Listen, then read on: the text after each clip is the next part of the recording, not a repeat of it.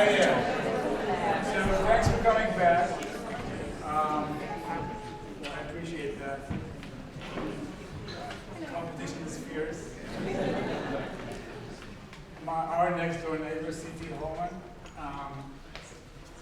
which is, not that I would say go to see us fast now because we're teaching at the same time, but C.T. and I went to school together back in 1997, so we did the whole 4 years in California in the ACCM. So we were, not only that, we had a study group that we were studying for the whole 3 years. It was me, him, and Jason Robertson, who I'll mention in a minute.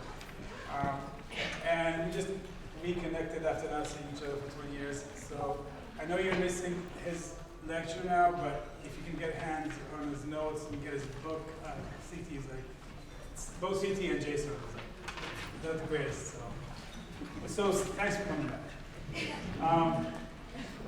Okay, so I'll do a short repeat on this slide, and then we'll go over the next point combination, and we'll talk a little bit more about points to consider in practice. And what we'll do is we'll talk about kneading techniques, point location, and what we'll do is, in terms of point location today, we'll do a practical, maybe the last, we'll see. The idea is that we really want you to make sure that your point location on these points is accurate.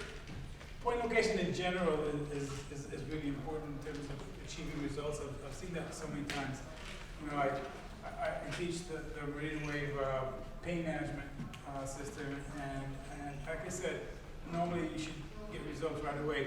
And whenever we didn't get results right away with students during the class, in like 50% of the cases it was like the point location. So point location is really important, especially some of these points, because I look at them like these special locations, which normally Dr. Wong, which I'll mention in a minute, used to teach. So hang on to that. So we'll actually we'll have you take your shoes off and use your pens and put your points, and then I'll check and try to help you make sure that you get that right point. Because in essence, this class is very simple.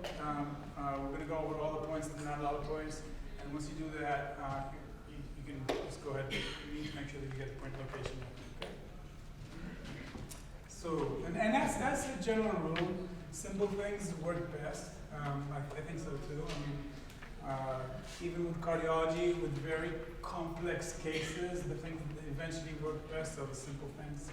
And this goes back to what I said before, that I believe acupuncture is about making suggestions to the body-mind healing system to try to move things in a certain direction rather than another. So we're making these suggestions. So just like as you suggest things to a child, you want to engage the child, you want to make sure that you have an accurate and concise message. Don't tell them, why don't you go this, and then do that. After you're done with this, do that. No. Go ahead and try to do this first, okay? And then come back and try to do that. So same with acupuncture. Simple things, less points, if you can. Accurate and precise point location, and good results. So, short repeat on this slide. Chow high, that's a C. I see point of the hand, Shawi and heart channel. Again, very strong influential point on the flow of qi in the heart channel. And the area where the qi from the channel starts to sink deeper into meet the heart itself. That's a very influential point. Clears heat, calms the spirit, that's the classical indication. Okay? Kidney 6, shining C, chow hai. Confluent point of the yin motility vessel, which is about also bringing yin up to the surface and upwards. Calms the spirit, calms the shen, also clears the heat, also nourishes the yin, and benefits the kidneys. Okay. Again, relating to the first aspect that we talked about, remember there's two major things. The root causes of insomnia are heart fire imbalances, blood shen imbalances. Okay? And on top of that, you get all the other differential diagnoses. But the root causes, again, heart fire and then shen blood disorders. Okay? So if I were to ask you, from what you comprehend, from this point combination, which aspect of the two aspects that I just mentioned this point combination covers? The first one or the second one? First one, right? The fire, water element of insomnia. Okay. just to make sure that you're not just shy. You all understood that you were just being shy. Okay, we're talking about two major elements of insomnia. Okay, the first element is balancing fire and water. Okay, hot and heavy, yin and yang. Okay. Heat, hot and cold. And the second element is balancing shen and blood. Okay, shen and shui. So these are the two major things that we're going to do as the root causes of insomnia. Okay? Shen resides in the vessels. Shen is anchored in the blood. Okay? So this is what we want to make sure that we treat and cover.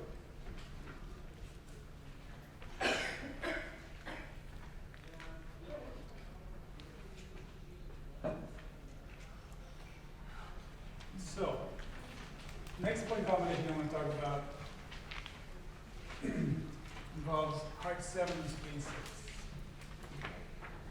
Heart 7, Shen Men, spirit gate. Okay. It's the source point, the shoestring point of the Shaoyin hand heart channel. So, do you know what source points do in general? What do source points do? Contact original chi. Exactly, they facilitate the original chi. Okay. Do they more? Okay, so we're always thinking yin and yang, right? So are they more yang dispersing points, or are they more yin building points? What do you think? Source points tonify. Okay, that's what they do. They strengthen. Okay.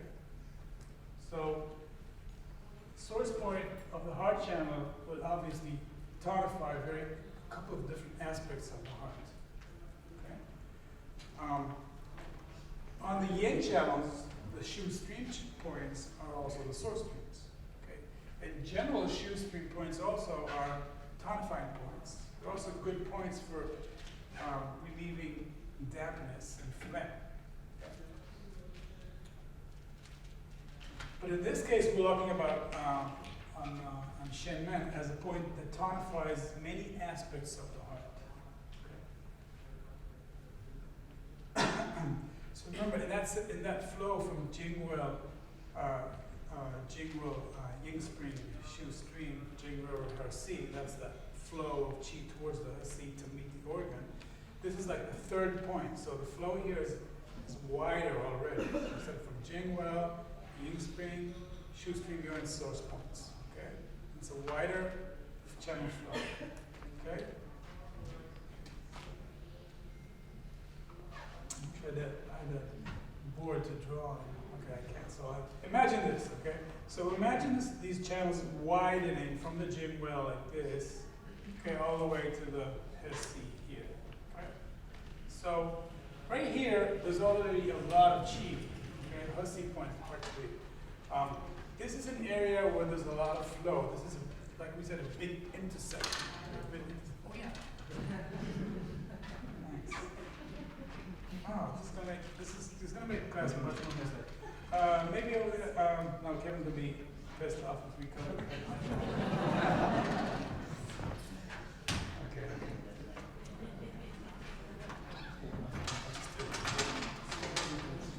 Is it getting the? No, let's do it here.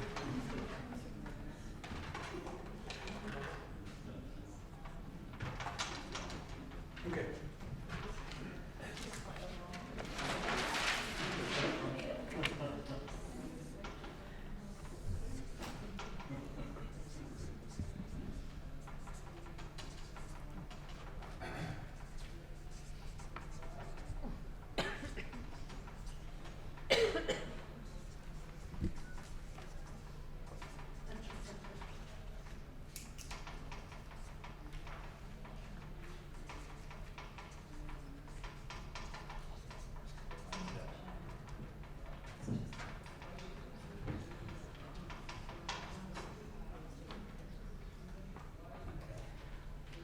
So, okay, we have the flow starts from the Jingwell points, right? Jingwell points are always at the tips, okay, on the exchange of yin to yang. They're also very strong points because of that. Plane of change from the yin plane to the yang plane, that's where the Jingwell points are. So that's, they, just like we talked about in the first half, everything everything starts from the change down to yin, right? The potential, the duality of potentials, okay? Change of yin to yang is the facilitator of events, also on the flow, also on this body. This is where the general points are. So there's not a lot of flow here, okay? So there's a lot of flow here on the hussy points around the elbows. This is why when we influence by needling here, there's already a lot of chi here. So our influence is more on the type of flow, okay? The correct flow, the correct direction of flow. Not so much on the quantity, more on the quality, okay? Versus shoes 3 points, okay? This is like a very small beginning. Here it kind of starts to pick up. But here is an area where we have enough chi that we can actually boost the chi. This is why shoes 3 points are like a third way down. So shoes 3 points, and again, these are on the yin channels. These are also the UN source points, right? Okay. Allow us to tonify channel flow. Okay. This allows us to regulate channel flow. This allows us to tonify channel flow. This allows us to sedate channel flow. Okay. Here, if there's excess, we can use that as an area to remove too much. Here, we tonify. Here, we can regulate flow. Okay. So Heart 7, the book tells us it's a point that calms the spirit and regulates and tonifies the heart. And it's classically indicated for all disorders of the spirit and all deficiencies of the heart. May they be yin deficiency, yang deficiency, qi deficiency, or blood deficiency. Okay, so it's a big tonifying point. Obviously, it's a big point for calming you down. Okay, but it calms the patient down mainly by creating the surplus which allows the shen to reside in the vessels within the heart. Okay. Okay. Next is Sani and Jiao, spleen 6. Well, spleen 6, or 3 yin intersection, okay, is the meeting point of the spleen, the liver, and the kidneys.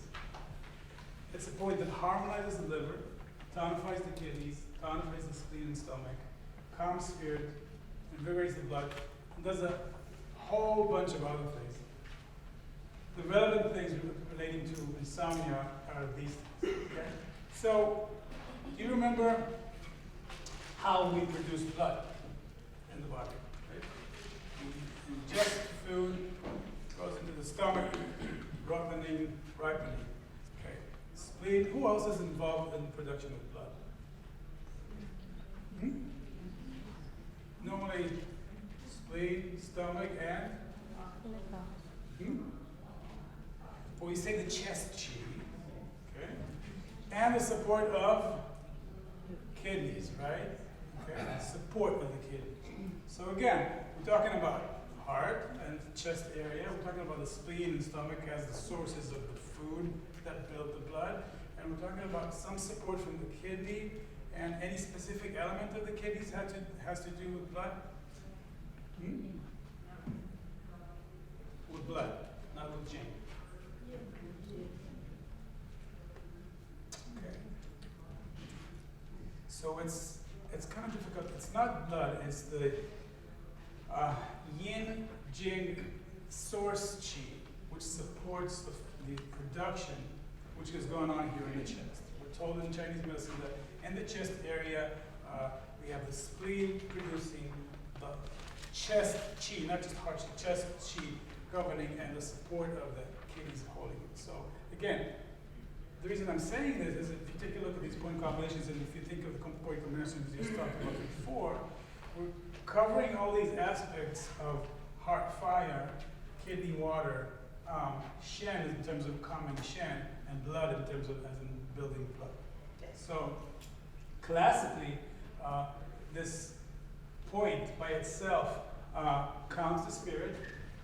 Okay, classically, as a classical indication, it says calm the spirit. Okay, moves blood, tonifies kidney, spleen, liver. Okay, and that's really works together very well with heart 7. So this combination together is a wonderful combination to benefit the production of blood and anchor the Shen, okay? And allow the spirit to reside back at its abode, thus enabling smooth sleep. Now I can say that heart 7, spleen 6 is like the first point combination that you should learn in school for insomnia. I don't know if they teach you that or not, but that's what I've insomnia, heart 7, yeah? Oh yeah. Shut up.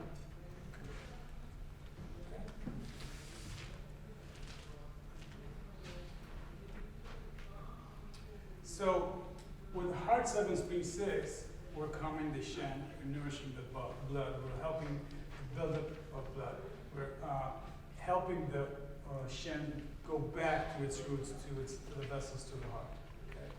And then combined with what we just talked about, heart 3, kidney 6, which is the fire and water elements, this is kind of how we're covering the root causes of insomnia.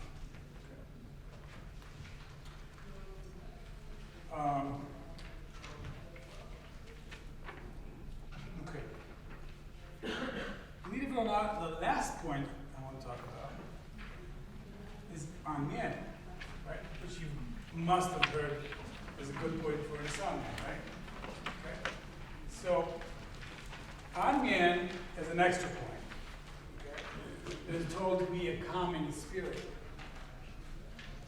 point. It pacifies the liver, which often interferes with sleep via the pericardium. Okay. And is indicated for insomnia and restlessness. Okay. So Anyan is almost like an empirical insomnia point, empirical calming spirit point. It's tricky to locate. Okay. I'll show you in a minute when we'll cover this. The best way to cover it is to in between Sanjay 17 and Gola 20, and then just below the what's the name of the bone? What? Mastoid. Yeah. Mastoid. We'll cover this. It's really important. Okay.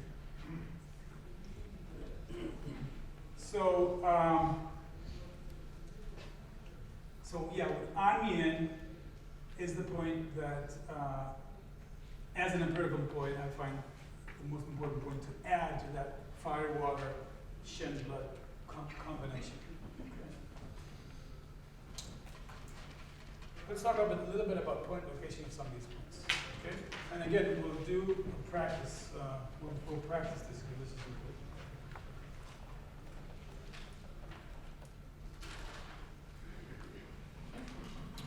So, Shanghai. Heart 3, okay. The way to locate heart 3 would be to glide down from the protuberance of the, come on guys, Alex? Palm. Epicondyle, yeah. Okay. Yeah, you're my. So, glide down from the epicondyle all halfway to the end of the crease of the elbow. Okay, so with the book or the classical way to describe it is halfway between the end of the crease and the epicondyle. Okay, so you just glide down there. But the most important thing there is you have to sniff around. You have to press until you find the most tender spot there. Okay, and with people with insomnia, you'll find it. Trust me, you'll find it. Okay, but sometimes you have to kind of look around for it. And sometimes it's not in the classical location as indicated by the book. So that's how you find the heart 3. Yeah, questions? Okay, again, we'll do that. We'll mark heart 3 on each other and we'll check for that. But you should be finding, as you glide down and you start pressing, you should be finding a very tender spot there. Most of us have it. Okay. Who's finding a tender spot there? Yeah. Excellent.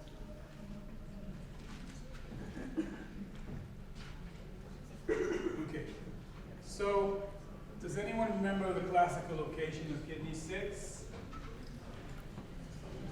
What does the book tell us on kidney 6?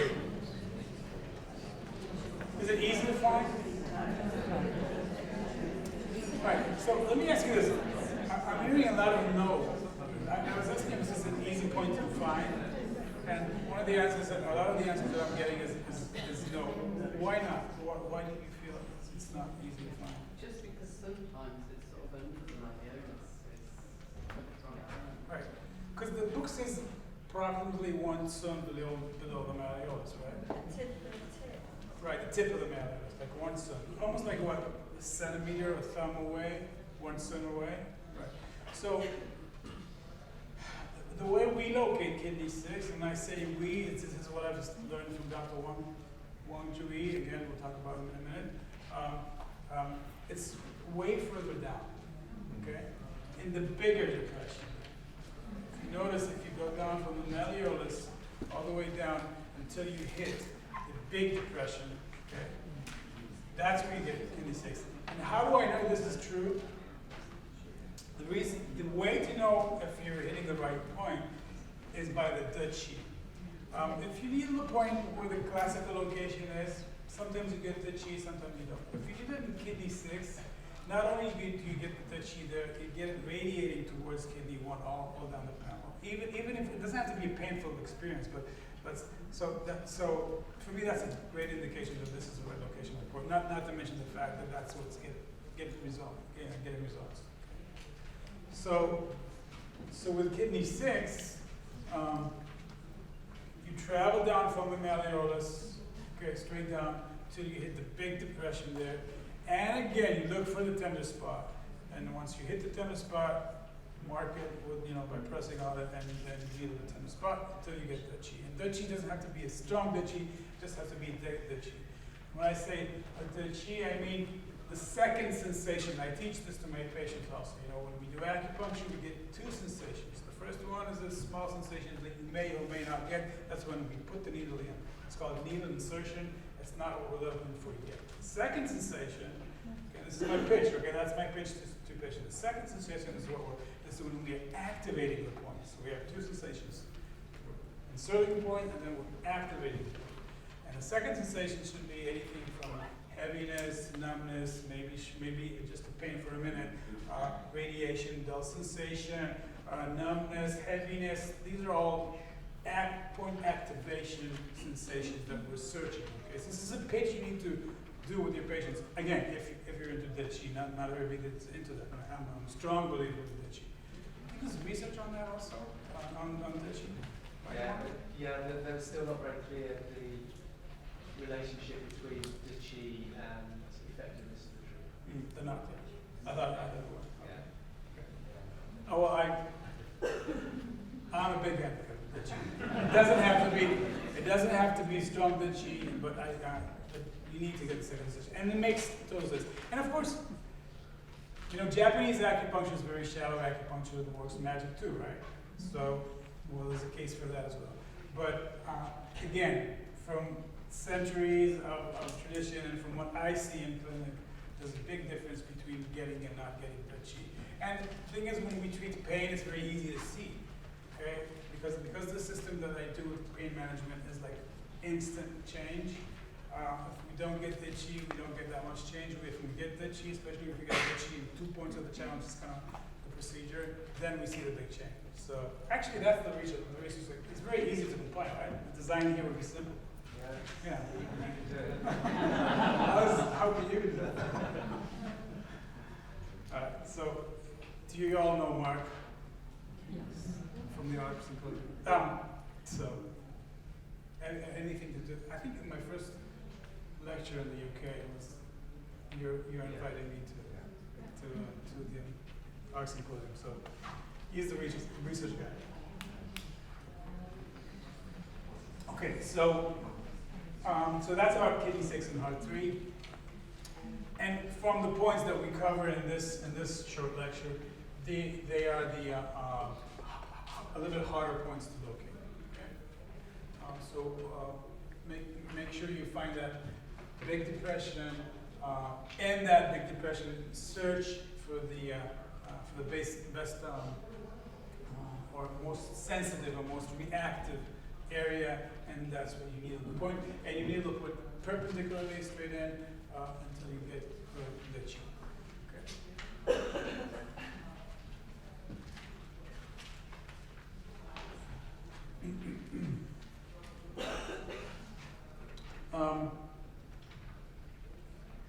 talk about heart 7 point location.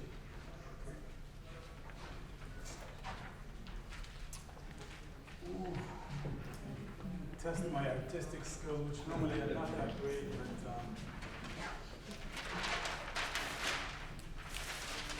I'll go by. I know I'll go by this one. Yeah.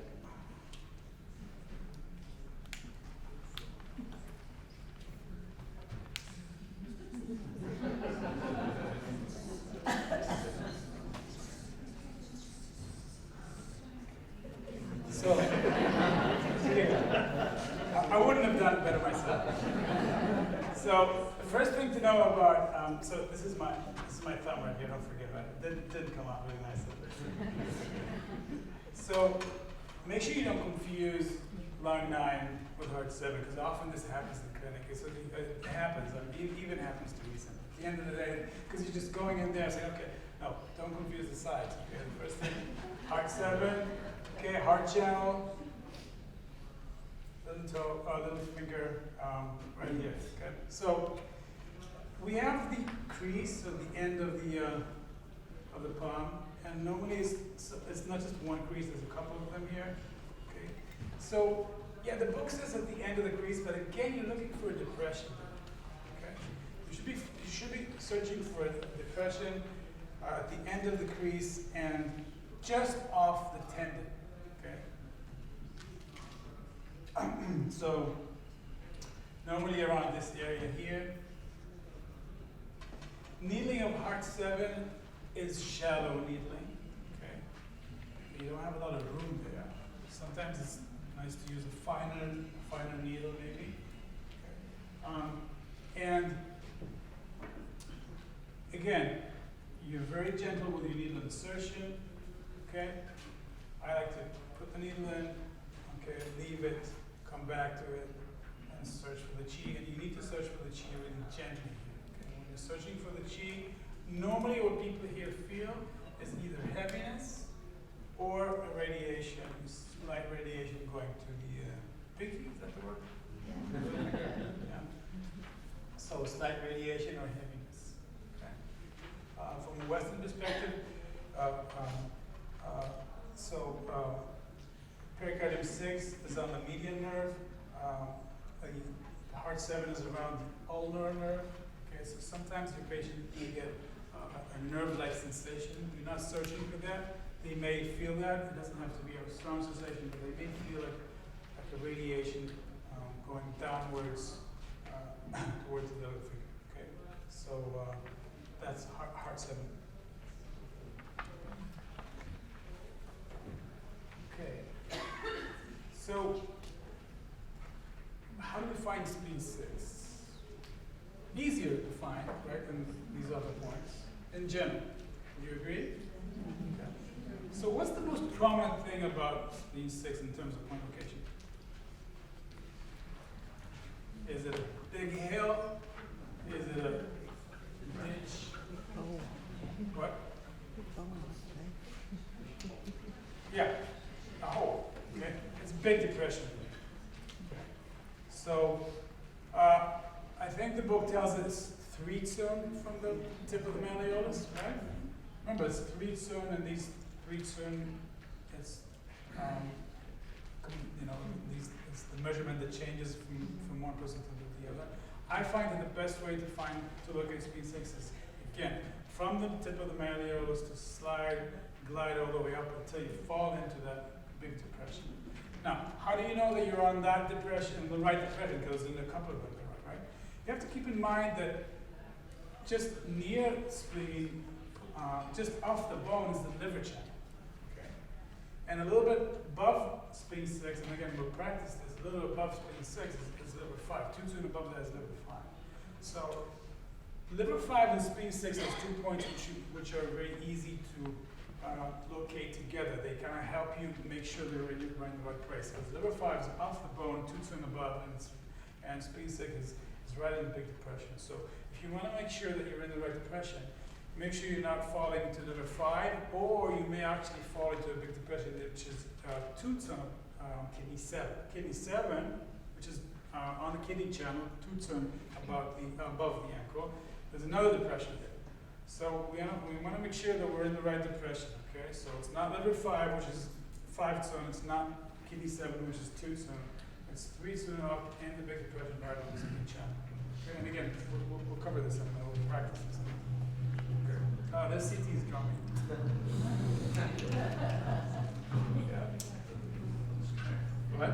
Split 6, Yes. when someone has like vascular problems or edema or their flesh grows like wooden or stiff, is it as effective a point to use or is it better to use something less distant? I think, here's the deal. First thing, as a general rule of thumb, if you can achieve the chi, then the point is effective. Okay, the question is, can you or can you not achieve the chi? I think that's the way you should approach this. In general, should we or should we not needle edema? That's a good question, because classically, I think the books say don't needle an area with edema. I have to say that when you treat patients, I see a lot of heart failure patients, and heart failure patients often have edema of the legs, and you just have to needle it. I've seen them needle these points in China a lot, and I have to say that over the years also, I try not to needle into edema, but sometimes I do. Okay, and as long as you're on with your clean needle technique, okay, and as long as you achieve the chi, then you can do it.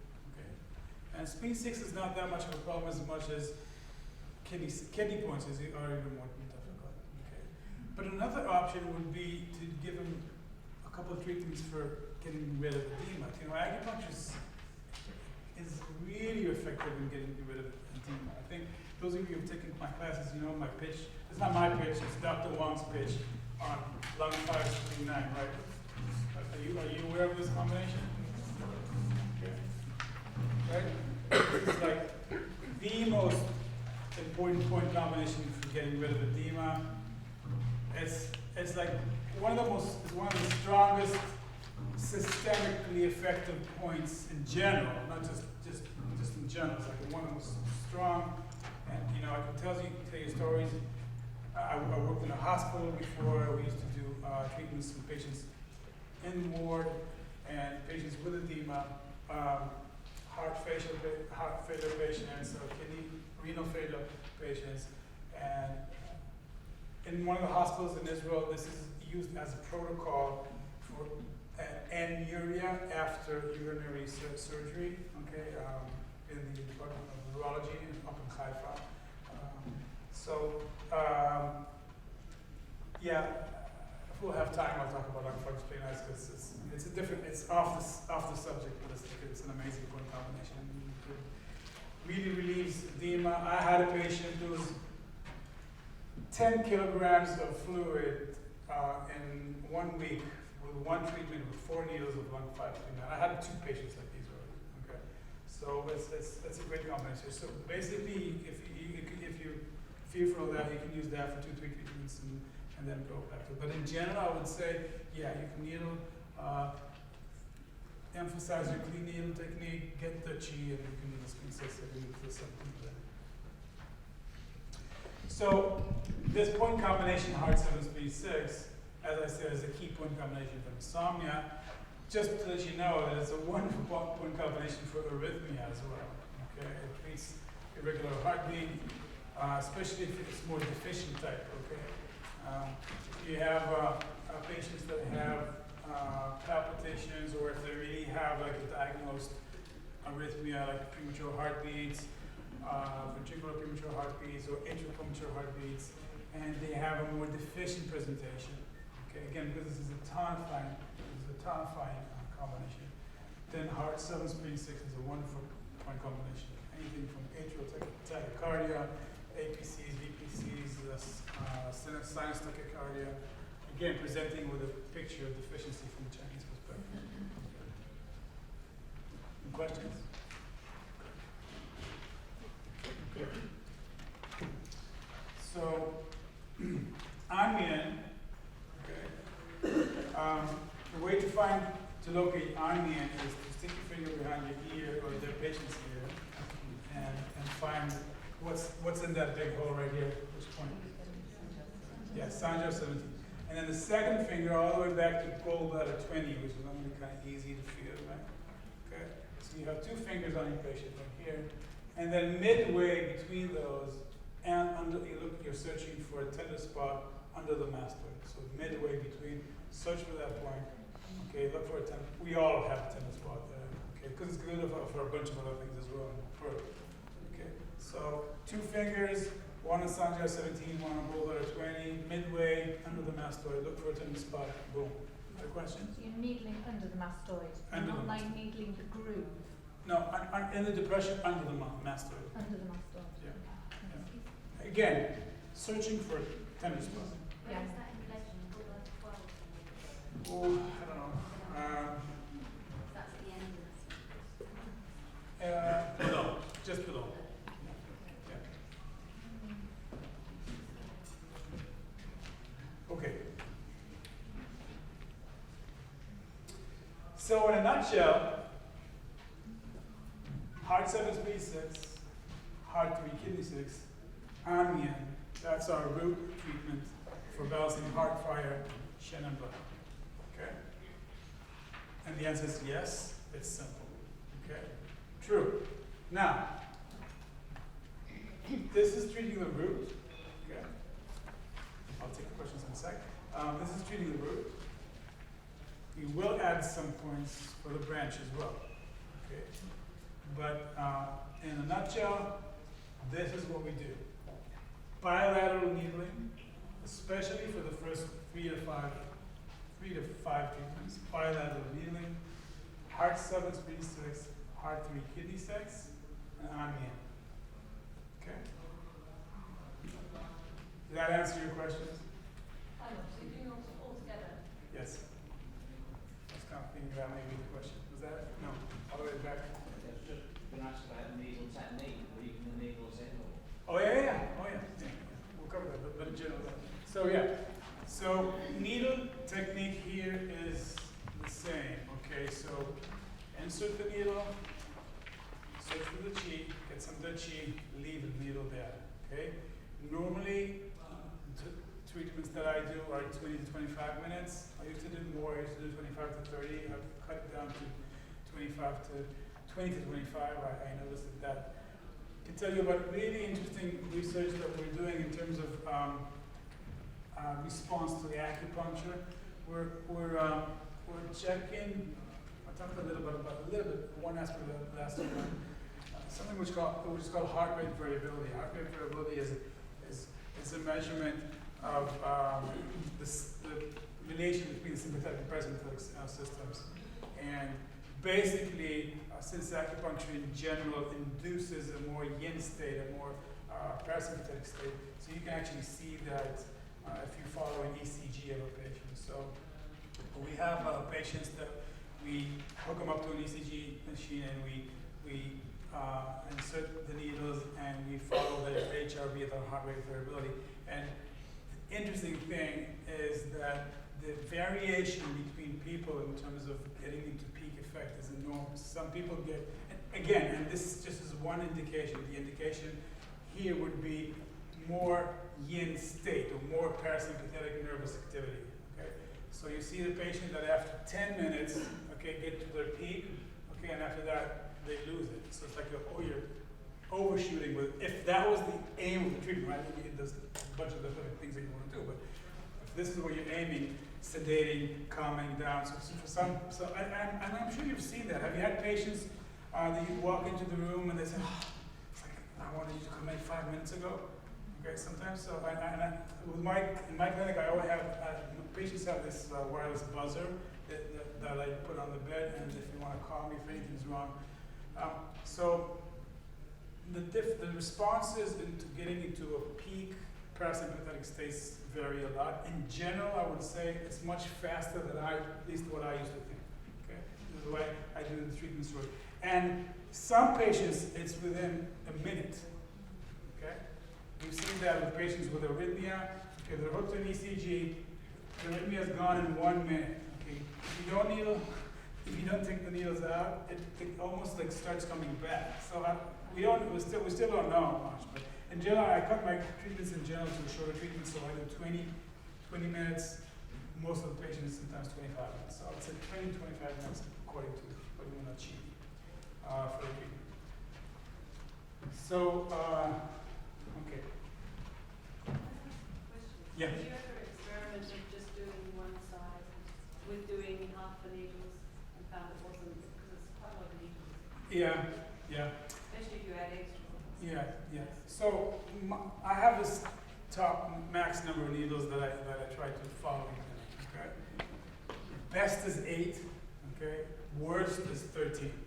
Okay. For me, again, it's my personal take. I mean, it's again, the idea is the less needles, the clearer the message, the better the suggestion to the healing system. That's kind of my take. So here we already have 10 points, right? But we still have 3 more. If we're gonna, and the idea is, I only do this for the first, I don't know, it takes this strategy takes like 3 to 5 treatments. So after 3 to 5 treatments, you're expecting results. So once I start having results, I can start playing around with that. But normally what I found to work, and please, Dr. Wang used to say all the time, Chinese medicine research is just like Western medicine research. It didn't ever stop. So you keep on following. Things are being discovered all the time. Okay? As long as you keep a meticulous record keeping and write in that notebook with all your ideas empirically. Okay? So that's, from my experience, that's what I found. It's limited to my experience. But I can say that when I do this bilaterally for 5 treatments, I see excellent results. Okay. Does it matter which study you start with? Not from my experience. But I'll talk about pairing them in a second. Hold on. Monique? Once a week. Once a week only. Yeah, once a week. And normally what you're expecting to see with these patients, and again, maybe I'll get to that in a second, is you're expecting, normally what will happen is, maybe after the second treatment, ask them to record their sleep, not just record their sleep, follow their sleep for a couple of days after the treatment. So normally what they'll say is, either they'll say, oh, I slept excellent the day of the treatment, but the next day it all came back. Or they'll say, I slept well, not the day of the treatment, but the day after the treatment. I had a really nice sleep. I slept like for a stretch of 6 hours, didn't wake up, haven't had this for months. But then the next day it all came back. So this is good.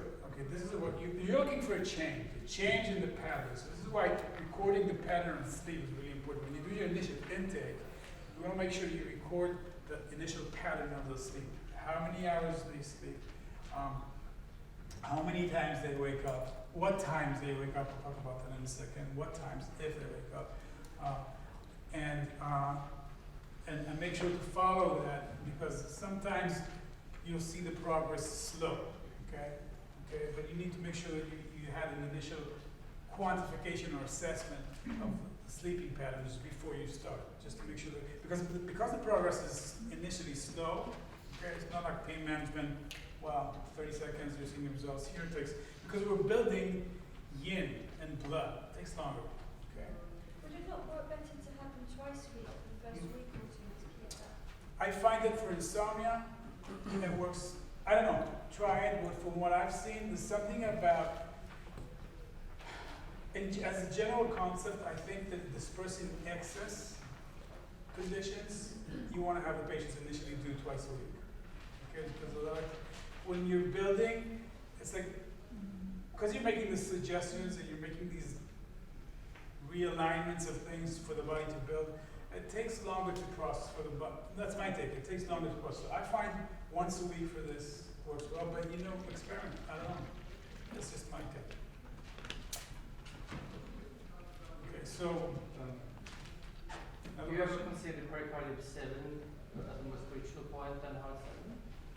depending for what. I use pericardium 7, and again, not me, Dr. Wang.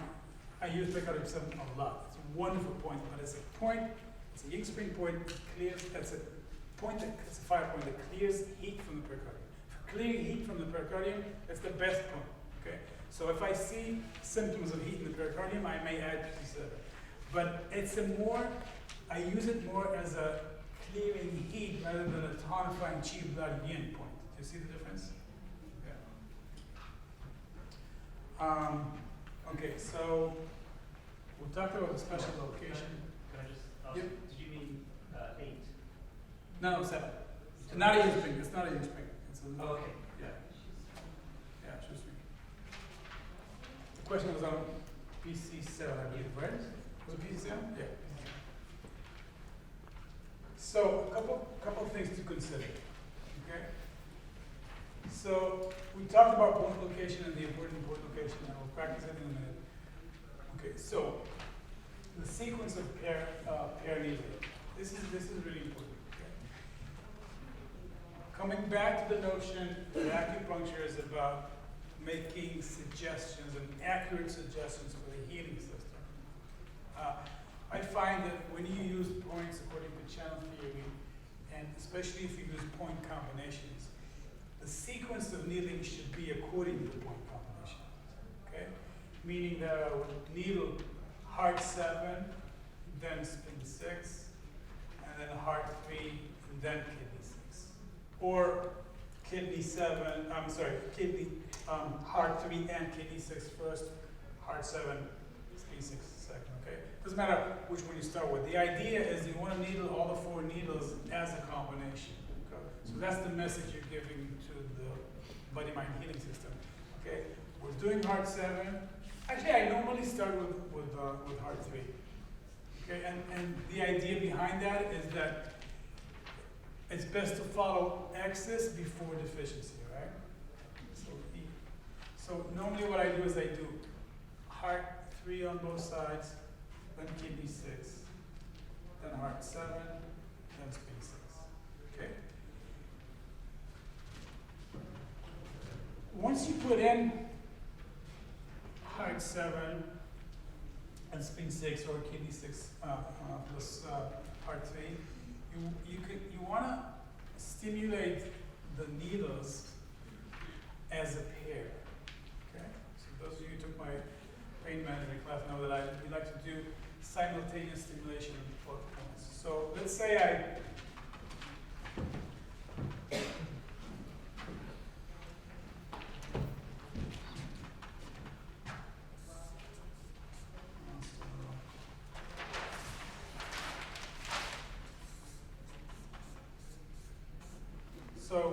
let's say we needled heart 3 here, and then heart 3 here, and then kidney 6 here, and kidney 6 here. Okay? That was a sequence. It's called this 1, 2, 3, 4. Okay. And then heart 7, spin 6, and on me. Okay. After you've done this, and after, we'll talk about that in a minute, you've added 1 or 2 other points or for your underlying branch manifestation. Okay? You want to get heart 3 and kidney 6 simultaneously. So if you can, hold both needles, one with the left hand, one with the right hand, and just to get a sensation. It doesn't have to be the original Dutch. If they get a sensation in both points, you got it.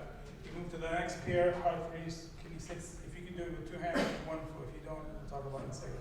You got these paired, excellent. You go back to heart 7, spin 6 here, and then heart 7, spin 6. Now, if you can't do it with 2 hands, do it sequentially with 1 hand.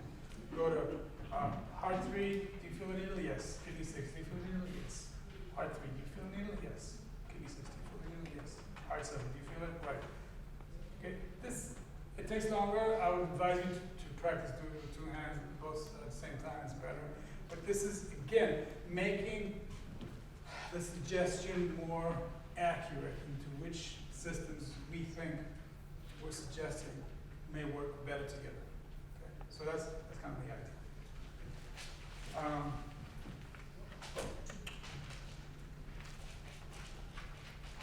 Okay, so next thing is you want to add 1 or 2 needles for the additional underlying condition. Okay, so you've you've taken your pulse, you've taken your tongue, you've done your intake. If you do channel palpation, then you check the channels as well, and you have a diagnosis. And here's me saying to you, which is something I would not have said 10 years ago. Despite your diagnosis, go do this first, okay? And I can also tell you that it took me a long time to come up front and say this, in years, maybe 4 years. I said, no, how can you say there's an empirical point combination that always works for something? It totally doesn't work. It contradicts like the word of Chinese medicine. But having gone through what we talked about today, about the fire and the water and the kidney and the heart and the shen and the blood, kind of explains why this really works for insomnia. Okay?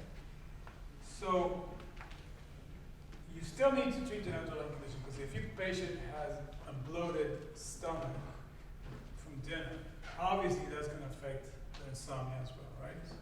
So you always want to add 1 or 2 needles for the underlying condition. Okay. Okay. So it will take 3 to 5 treatments to get results. Make sure you get touchy. Make sure you're doing the point location by the point palpation. And when I say results, I mean the results that we're looking for, not the results that you may see before that they're sleeping better, they're waking up less times, they have longer stretches. But from 3 to 5 treatments, or 3 to 6 treatments, you should be seeing a substantial improvement. Okay. Can I ask something? Yes. You're taking a sort of blanket approach to every single pattern of insomnia.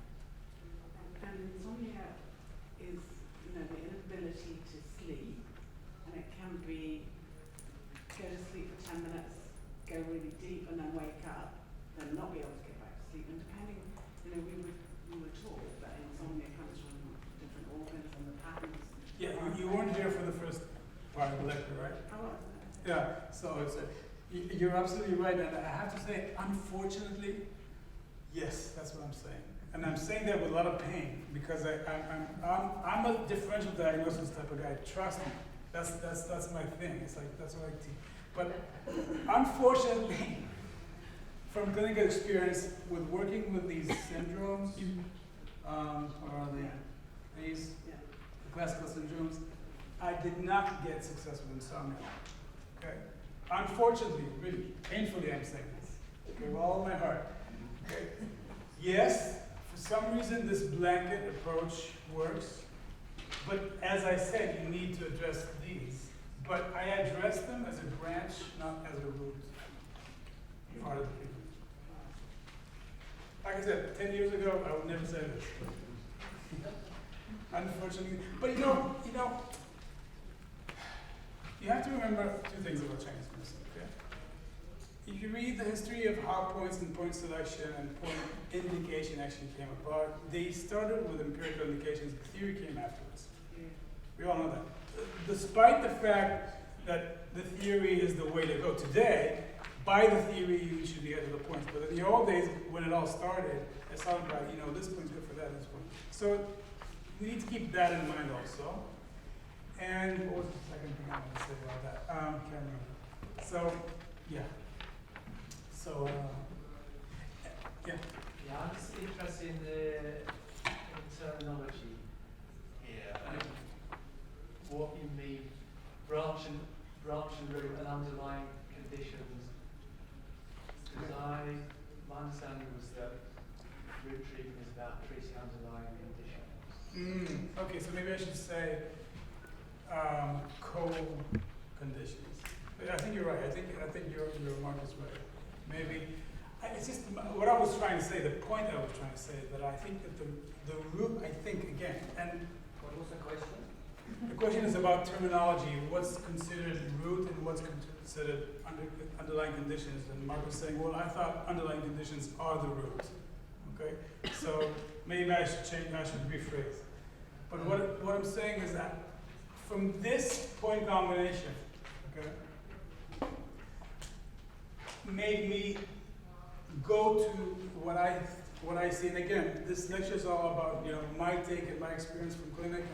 And again, it's limited to that. Okay, you know, whenever you publish research at the end, if you're a good researcher, you read study limitations. Okay, so this is lecture limitations here that I'm talking about. A lot of limitations. Okay, but digging into this from an empirical perspective, going back to theory about Shen, blood, fire, and water, that's my explanation as a root cause of insomnia, as the deepest root cause of insomnia. I mean, of course you can go deeper. But when I say treat conditions, or I would say treat the other conditions.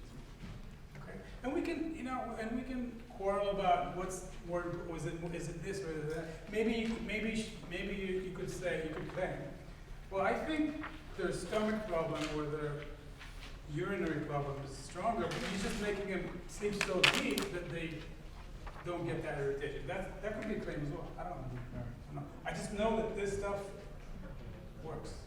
Not only that, okay? Not only that, I can tell you that with some patients that come in with these complaints, like arrhythmias, palpitations, migraine headaches, sleep apnea, menopause, chronic fatigue, weight loss, pain, and chronic inflammation. With these kind of patients, if I find out that they suffer from insomnia, I start with those combinations. Okay? I would start with making sure that they sleep well. Okay? And then it's much easier to move on to the next, to the chief, in this case, the chief complaint. Okay? Yeah.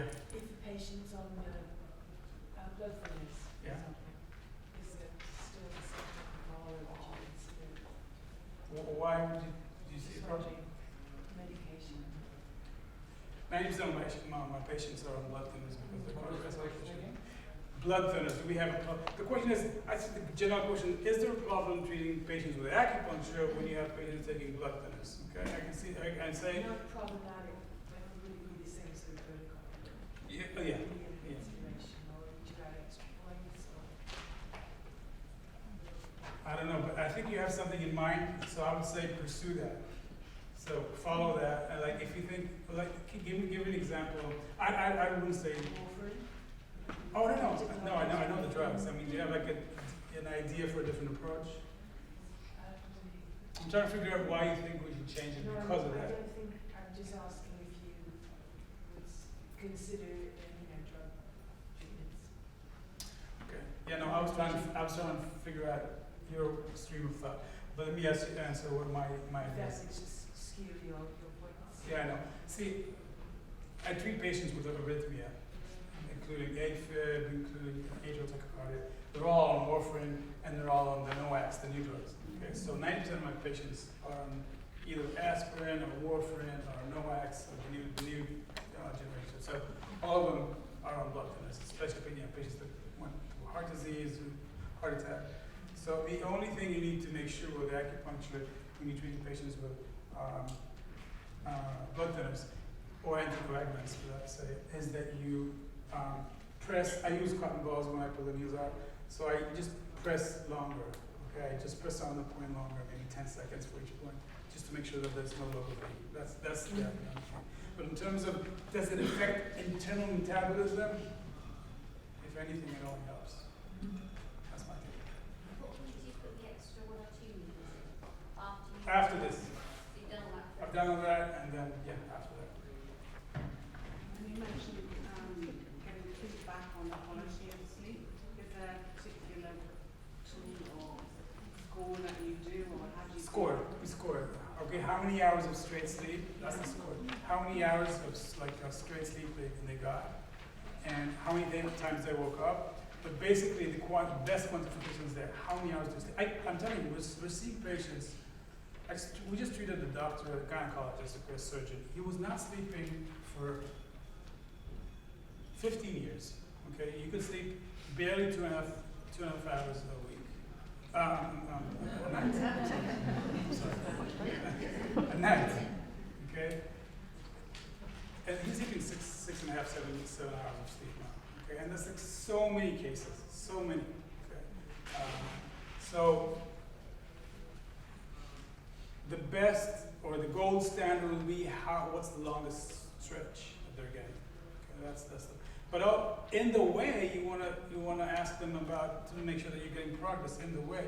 How many times you wake up? What times you wake up? We'll talk about times in a second. What times you wake up, and what else is it? Is it you know? Do you also want to ask them about? Maybe we'll do that now. So. A couple of things to consider in terms of doing the intake. Just because it aids you, let me take that last question first. Could you briefly go over the simulation of the point pairs again, please? What I what? Would you briefly go over how you simulate the pairs? Okay, points? I'll do that in a second. Sure. So, okay, one of the things you want to make sure when you do the intake is that you have your section on the sleep, okay? And this is kind of to understand what's going on in the sleep. So the first thing you want to ask your patients in terms of sleep is what?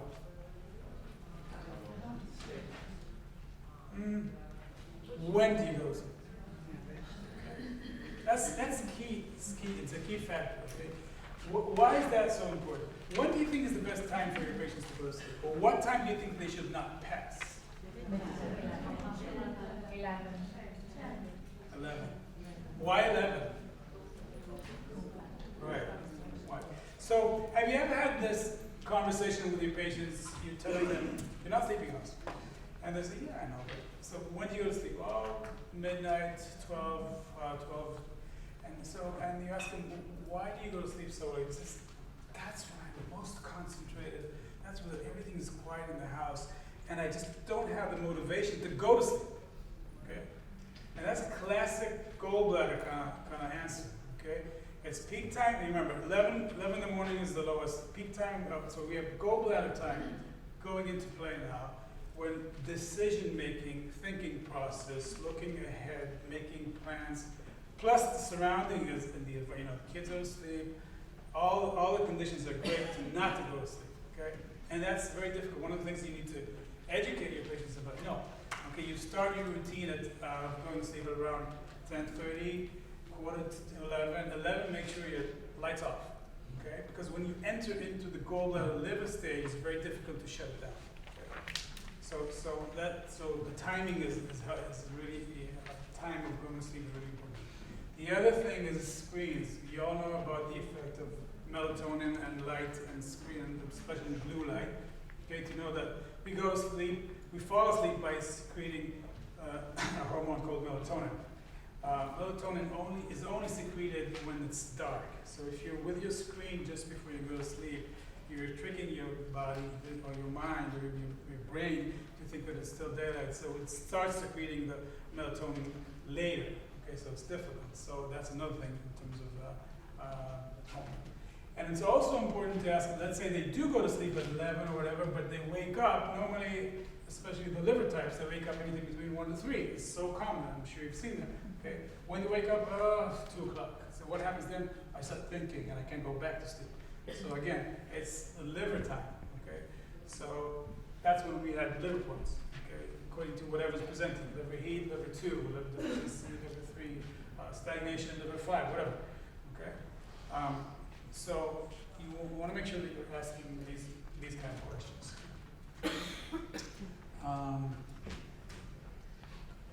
As for needling technique, all the way at the back, and this is true for all the way I do acupuncture, and I've studied it, and I've learned this from Dr. Wang. Okay, and we'll talk about them in a second. Insert the needle, which is the first phase, needle insertion. You just put it in. After you find the point, needle insertion, you found the point. stimulate the needle, get the chi, okay, leave the needle for a second, move to the next needle. Okay? Once you put the whole pairs, and you put them in pairs, okay? Heart 3, and then the kidney 6, because that's the point pair, and then heart 3 and the kidney 6, because that's the point pair, and then the heart 7 and the kidney 6. And on each one of these points, you want to get the chi, okay? Maybe, I don't know if I was clear on that. You want to get the chi on each one of these points. And again, heart 7 to 6. And then, if you can simultaneously stimulate the needles, they don't have to get strong the chi, they just have to feel both the needles at the same time, according to the point combination. Okay? Is it holding the lower across the body like that? It's better. It's my, yeah. We use that for pain management. Yeah. Do your combinations work if the energy is extremely depleted? Don't you need to use herbs to build up what's not there? I find that the heart 7 spleen 6 combination is a tonifying combination. I can say that some of these patients, first of all, I'm an herbalist. I have an herbal pharmacy in my practice, so I use herbs a lot. Do you always need to use herbs for the patients that are very depleted? It's best if you can, but sometimes you can't, and it still works. It may take longer, but it works. It does the trick. So, yeah. At what point do you put alumina? Right after I've done all these. Okay, so 1, 2, 3, 4, 5. Ooh. Okay. I open the pen door. And then Yeah, do good. you then stimulate alumina both at the same time? No, I actually no. Just get the chi. I mean, if you want to get the chi, that's a leave it. Yeah, it's too. Are you needling with the flow? What needle technique? Even just getting the chi. Yeah. You can use tonifying on the heart 7 spleen 6 and sedating on the heart 3 kidney 6 or heart 3 and then kidney 6 tonifying according to the point combination. But normally I just get the chi. But I would say you would probably get better results if you did tonification for the tonifying points and sedating for the sedating points in general. So mainly sedating on heart 3. Yes. On a base, on Yes. a time Yes. scale. Yeah. Did you mean that ambulance just is either bilaterally or just on one side? No, bilateral. When I speak to patients about sleep, they often say, oh, my Fitbit told me this and that. And I've got a sense that it's not that reliable. What's your experience? Fitbit. I mean, in terms of sleep measurements, I can tell you this. They're getting very accurate. They're maybe not yet, but they're getting there. I mean, the Apple Watch is a crazy machine. I mean, that takes ECG. I don't know if you've seen that, the latest one. But they're getting the technology is getting much better. So, but I don't know. It's a bit of technology, right? Yeah, I wouldn't sleep on it. It's like, yeah. Okay, let's take 2 more questions and. What does it do to the chi having it automatic? Oh, let's take one more question on specifically on this and then. Just to reiterate, it was 1, 2, 3, 4, 1 combo, 1, 2, 3, 4 the other combo. Yes. 1, 2, 3 for one combo, 1, 2, 3 for the other combo, and then ambient, and then add another point for the co-problem mark. Okay, so I want to talk about Dr. Wang Zhui. This is a tribute to him. He was my teacher. I was really lucky to, find him in 1998 when he came to California for a series of weekend classes, and later on, Jason and also CT we were all hooked up on. And Jason, being a sinologist, wrote the book, Flew to China. So, if you want to learn more about channel theory, this is the one book you must read. It's called Applied Channel Theory in Chinese Medicine by Wang Zhui and Jason Robertson. Another thing is, if you ever get a chance to hear Jason Robertson talk, is anyone taking his classes? Okay, that's it. You have to, if he comes to the UK, go. He's coming. He's coming? Right. Jason's the guy who wrote this book. This book is about channel theory, Chinese medicine. The nice thing about this book is that it's easy to read book. Although it's a textbook, but it basically talks about channel theory. We didn't have a lot of time. Maybe we talked a little bit about the Shaolin, but channel theory is the deepest way you can look to understand Chinese medicine. This book is mind-blowing, can I say, Alex? I mean, you read through this book and you go, wow, I've learned this and I knew this, but now it explains this in detail and in depth. We use just one simple example, okay? So we have two channels. The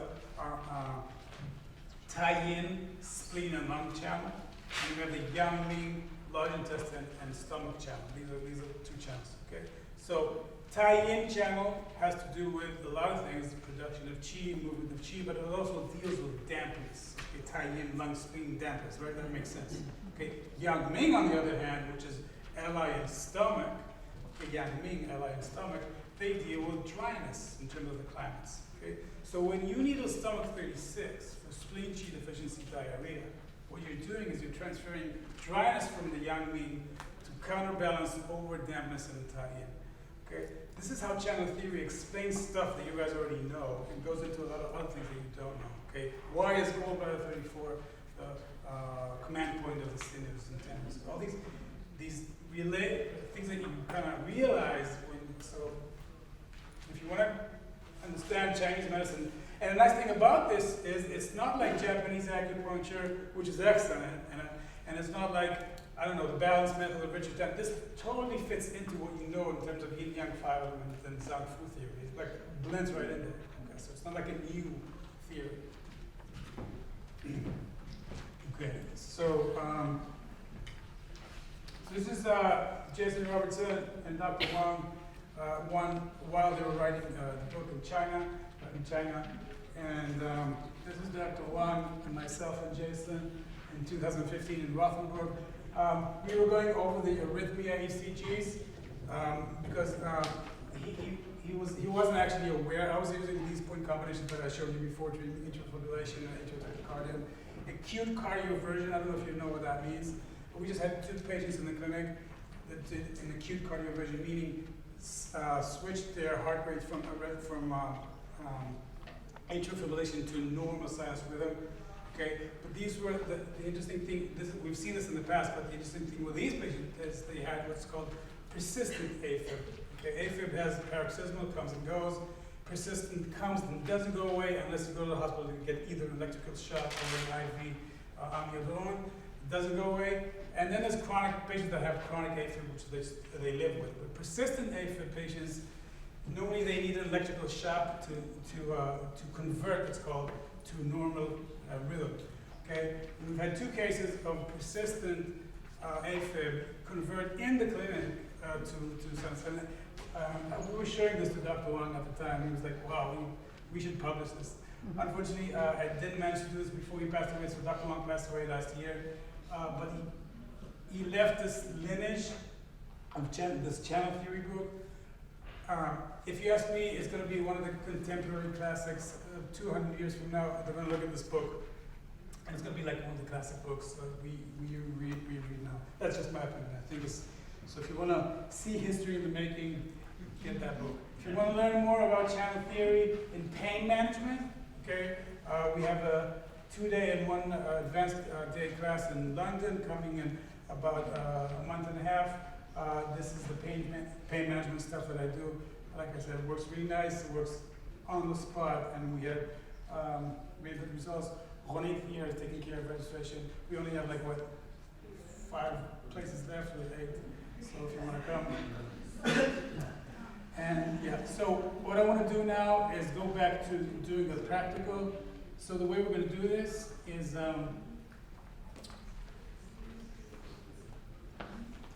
what we're going to do is this. So I want you to take a pen, pair up, okay? Again, find heart 3, mark it, find heart 7, mark it, find onion, mark it, find kidney 6, mark it, and we're just going to go through this. Listen, before we start, point location for this point combination is critical. So, don't skip it. All right, let's go.